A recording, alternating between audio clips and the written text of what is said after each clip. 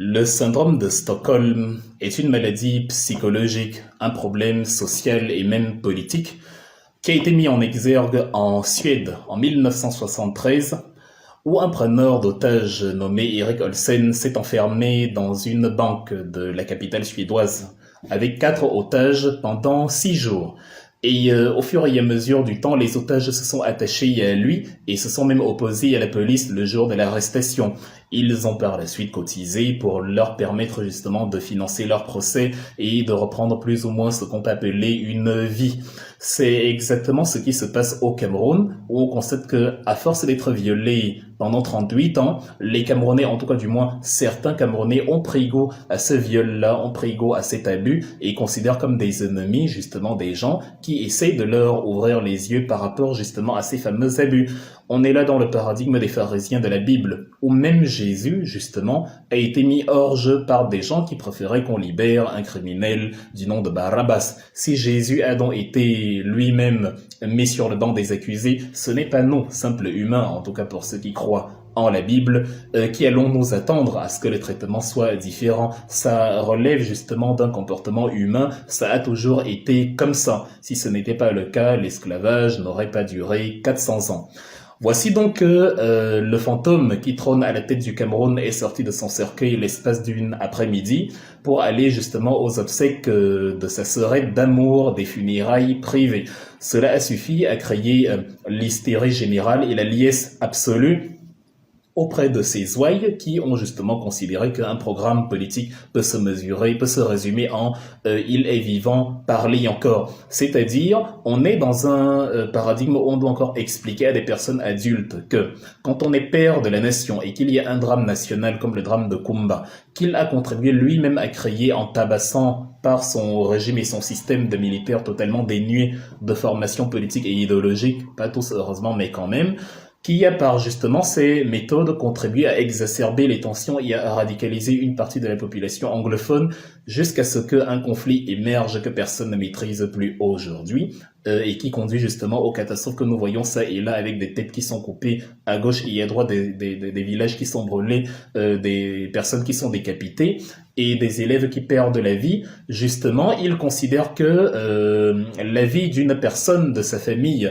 a plus d'importance que la vie d'une dizaine ou presque d'élèves justement de la République qui ne demandaient qu'à apprendre leurs leçons. Et quand on essaye de vous dire qu'il est inconcevable pour un supposé chef d'État de ne pas être présent lorsque la République appelle justement à sa présence et qu'il est là par contre lorsqu'il s'agit d'un drame familial, vous êtes encore ceux-là qui nous disent est-ce que la présence de Paul Biya aurait ressuscité les victimes de Kumba? Je peux vous renvoyer la question, est-ce que la présence de Paul Biya a ressuscité sa sœurette d'amour? On ne va pas dans les drames parce que les morts ressusciteront. Après, on y va parce que justement la présence qui plus est d'un père de la nation, comme vous l'appelez, apporte du réconfort, apporte de l'assurance, permet à la population de constater que justement le problème est pris au sérieux et que des solutions sont en réflexion et que justement la tragédie est prise à bras le corps et que quelque chose sera entrepris pour que ça change. Mais vous complaisez, vous acceptez, vous assumez le viol, le mépris, c'est-à-dire la déconsidération de quelqu'un dont vous prétendez vous-même qu'il a obtenu vos voix à 71%. Et ceux qui vous disent qu'il est irrationnel, donc qu'un comportement pareil puisse exister dans une république en 2020, sont ceux que vous cataloguez comme ennemis. On vous montre que vous n'avez pas un père de la nation, vous avez un père de la tribu, un père de la famille, un père du clan, un père de village, et vous refusez de le comprendre. Le mépris politique, la chosification, l'animalisation et l'infantilisation qu'il vous fait subir est quelque chose que les plus grands psychologues n'arriveraient pas à expliquer dans les temps contemporains. Donc, ce que nous avons mis en exergue par rapport à Paul Biya, qui est son omni-absence dans les principaux paradigmes de la République, il n'était pas là lors de son dialogue national, il n'était pas là lors de la commémoration de ses deuils nationaux, il n'était pas au chevet des malades, il n'était même pas là au chantier de la canne. Ce que nous avons mis en exergue et qui justement illustre l'échec absolu de 38 ans de mal-gouvernance et de non-gouvernance même, justement, vous heurte tellement que vous considérez que ceux qui vous diagnostiquent la maladie dont souffre le pays pays sont les vecteurs de cette maladie-là elle-même. Pourtant, l'observation la plus logique, la plus rationnelle devrait permettre à tout le monde d'aboutir au même type de constat. Mais ce n'est pas une surprise, comme j'ai dit, parce que même Jésus a été méprisé par ses contemporains, et nous ne sommes pas Jésus, nous ne sommes que des humains. Donc si le Christ, si Mohammed ou je ne sais pas trop quoi, ont été eux-mêmes conduits à l'échafaud, ont été eux-mêmes méprisés et bâillonnés par leurs contemporains, ce n'est pas chez nous que ça va changer. Mais dans le même temps, nous considérons que c'est un compliment, puisque nous ne voulons pas être une opposition docile, nous ne voulons pas être l'opposition qui caresse, l'opposition qui écoute la façon de mener l'opposition de la part de ceux contre qui il mène l'opposition. On a hier vu une sorte de sorcellerie au Cameroun où c'est le régime qui vous dit comment vous devez vous opposer, lui qui vous explique les stratégies et qui vous dit que telle ou telle stratégie n'est pas bonne. Moi, je considère que c'est un compliment. Si vous nous dites telle stratégie ne vous plaît pas, c'est que justement c'est celle-là la bonne, parce que nous n'avons pas vocation à vous faire plaisir. Nous dessinons le pays comme il est, que ça vous plaise ou non. Nous mettons, nous pointons, nous fustigeons la gouvernance infantilisante de ce pays depuis près de 4 décennies. Nous disons par exemple que si on a bitumé l'entrée de la morgue parce que Paul Biya venait, la canne se serait certainement tenue s'il était allé visiter les chantiers qui n'étaient justement pas très loin de chez lui. Qu'est-ce qu'il y a de compliqué à comprendre dedans? Ça se résume à cela. Le barrage de Sanglolo que Amadou Ahidjo avait construit en 76 jusqu'en 1981, donc 5 ans de construction, a approvisionné la capitale pendant un certain nombre d'années, et devant ces insuffisances, on a dit qu'on allait construire le barrage de Mainville, 211 mégawatts. Bon, c'est rien du tout, mais prenons ça comme ça. En 2017, la date prévue pour l'ouverture, rien ne s'est passé, et aujourd'hui, en 2020, le barrage n'est pas encore totalement fonctionnel. On n'a pas encore les 211 mégawatts, il y a des problèmes d'indemnisation, il y a des problèmes ça et là, parce que justement, on est incapable justement de considérer la vie des Camerounais autant qu'on considère la vie de famille. S'il était allé visiter les chantiers, s'il y avait eu une gestion transparente des fonds, justement de ces chantiers-là, s'il y avait eu une véritable organisation des indemnisations, on ne serait pas devant la folie qu'on est en train d'assister aujourd'hui. Dans le même ordre d'idées, pendant que Paul Biya et sa fille se payaient des chambres de 20 à 30 millions d'euros dans les diasporas, à 30 000 euros dans les diasporas, c'est-à-dire 25 millions de francs CFA, le monument dédié aux victimes des écueils de la catastrophe ferroviaire, puisque on n'a pas réussi à dynamiser le secteur des transports au Cameroun. C'est d'ailleurs confié à un étranger, Vincent Bolloré. Puisque les fonds étaient dilapidés dans des hôtels à Genève et à Paris, on s'est retrouvé dans l'incapacité de finaliser justement le monument des écueils, le monument du souvenir, qui devait faire 3000 mètres carrés et qui devait coûter 450 millions de francs CFA.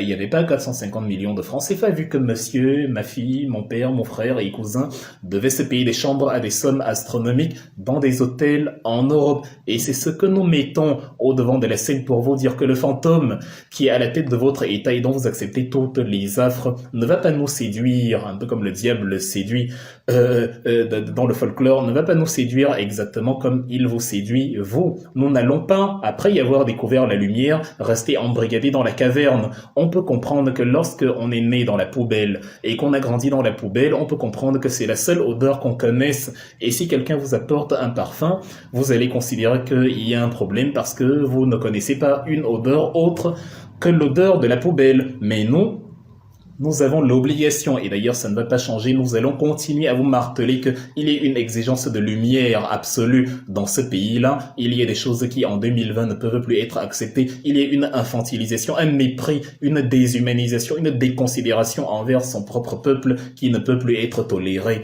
en 2020. C'est alors un compliment si ce que nous faisons ne vous plaît pas. C'est alors un compliment si nous subissons de votre part les pires attaques. Rassurez-vous, nous rendons les coups, mais nous faisons le travail justement que tous les observateurs rationaux d'une société opposée à un régime barbare, animal et wamakoulien sont tenus de faire. S'il y avait pas eu des esclaves qui cautionnaient l'esclavage n'aurait jamais duré 400 ans. Si Toussaint Louverture n'avait pas pris justement à bras le corps de mener la révolution contre Napoléon Bonaparte en 1791, Haïti n'aurait pas eu son indépendance en 1804. Parce que il y avait énormément de gens partout dans le monde qui disait, lorsque un esclave, un co-esclave, le nègre des champs, leur tendait la clé, leur disant sortons d'ici, le nègre de maison lui disait non, nous on a envie de rester ici, nous ne voulons pas sortir, nous préférons justement la prétendue quiétude du cachot dans lequel on nous a enfermés. Donc ce n'est pas une nouveauté, il n'y a rien de nouveau sous le soleil, ça a toujours été comme ça, les gens ont développé la culture, le paradigme de la femme amoureuse ou de l'homme amoureux, parce que ça existe aussi, c'est-à-dire vous avez un violeur qui vous viole des jours, des semaines, des mois, des années durant, mais avec le temps, ça finit par devenir pour vous la normalité. Vous avez donc transformé en programme politique la phrase « il est vivant », parlez encore, bon, il est vivant, moi aussi je suis vivant, tant mieux, ça veut dire je suis un excellent personnage puisque j'ai commis l'exploit formidable d'être en vie. Voilà, c'est comme ça que la politique se résume au Cameroun. Quand on n'a pas de bilan, quand on n'a pas de programme, quand on n'a rien à proposer, justement, on va soit tomber dans la diversion et le commérage pour distraire et détourner des sujets véritables, soit s'accrocher à des faussetés argumentatives pour justement galvauder la politique à des absurdités comme il est vivant, il est... Nous vous mettons face à vos responsabilités, nous vous mettons face à la réalité de l'omni-absence du père de famille, du père de clan et du père de village que vous appelez père de la nation. Nous vous disons, il est mort pour vous. Nous vous disons, il est mort en ce qui vous concerne. Nous vous disons, il vous a envoyé le message suivant, je me fous de vous. Vous pouvez perdre des gens à Mouyoka, on peut tirer sur des petites filles de 4 mois comme Martin.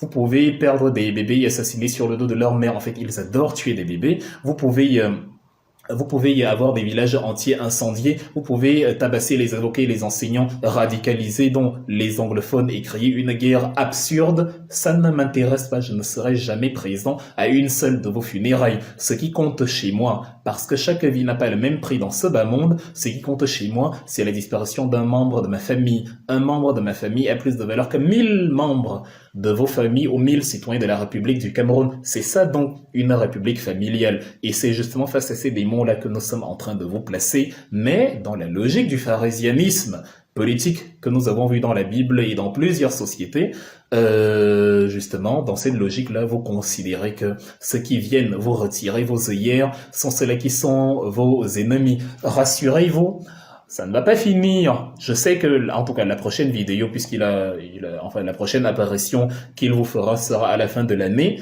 puisqu'il a remarqué que le peuple camerounais, et en tout cas, heureusement, certains, pas tout le monde, parce que tout le monde n'a pas cédé à la zombification, il a en tout cas constaté qu'il a en face de lui des gens qui peuvent posséder un bateau de luxe, un bateau de croisière, mais qui vont se contenter d'une petite pirogue de bois. Des gens qui pensent que revendiquer, c'est être un hors-la-loi, des gens qui pensent que revendiquer ce que de droit, c'est faire l'apologie du terrorisme, des gens qui pensent que le président est au-dessus des lois, des gens qui pensent qu'ils ont un monarque, un tsar, un calife au pouvoir, des gens qui, justement, pendant qu'ils prétendent être évêques, être prêtres, être je ne sais pas trop quoi, vont incliner la tête devant un simple personnage, un sinistre personnage qui brille par son absence quand les questions concernent la République. Mais non, nous allons continuer de vous servir cette vérité-là qui ne vous plaît pas, parce que c'est ce qui nous permet de dormir sur nos deux oreilles. Et vous, n'étant pas l'unité de mesure de la rationalité, bien au contraire, c'est-à-dire on a en face de nous l'une des pires imbécilités politiques qui soit, parce que dans cette situation, on a honte de dire à quelqu'un d'une autre nationalité que on est justement en train d'accepter un système comme ça au Cameroun. Regardez comment les Ivoiriens parlent de vous. Regardez comment les autres pays regardent le Cameroun. Regardez, Jerry Rawlings est décédé hier. Il a laissé un héritage énorme dont les gens peuvent parler, un combat de libération, une humilité nulle autre pareil, ou même après le pouvoir y réglait la circulation dans la ville, que laissera Paul Biya, la pire calamité naturelle que l'Afrique au sud du Sahara ait connue. La plus grosse erreur humaine que Amadou Ahidjo ait commise est justement le légume cadavérique que vous appelez actuellement président de la République. La vérité, disait Charles Atiba-Iéné, c'est comme les fesses. On est obligé de s'asseoir dessus, vous ne pouvez pas échapper à votre postérieur, il vous suit partout. Et la politique n'est pas un site de rencontre dont nous n'avons pas prévu de susciter votre amour. Nous ne cherchons pas à plaire aux gens, nous cherchons à plaire à la vérité. Et si la vérité c'est qu'on a le pire exemple de médiocrité, la pire calamité humaine que le Cameroun ait pu connaître, on vous dira cette vérité-là comme il se doit, parce que tous les peuples rationnels du monde auraient réclamé que celui-là, que vous appelez chef de l'État ou je ne sais pas trop quoi, soit présent sur les drames nationaux. Il n'allait pas ressusciter les victimes de Kumba, mais il n'a pas ressuscité, ça serait non plus les présidents qui vont rendre visite à des familles et qui se déplacent pour une seule personne décédée dans l'arrière-pays ne cesse pas d'être président pour autant. La médiocrité que vous avez y acceptée, non, nous ne l'accepterons pas. Je vous souhaite un excellent vendredi 13. C'est effectivement un jour de malchance et le Cameroun en est un superbe exemple. Et voilà, en attendant les vendredis 13 qui suivent, parce que tous les jours au Cameroun sont en fait le vendredi 13, sauf pour ceux qui ont mis des œillères dans leurs yeux et qui refusent, par amour du viol, par amour du mépris, par amour de la déshumanisation et de l'infantilisation, qui refusent de voir justement les choses comme elles sont.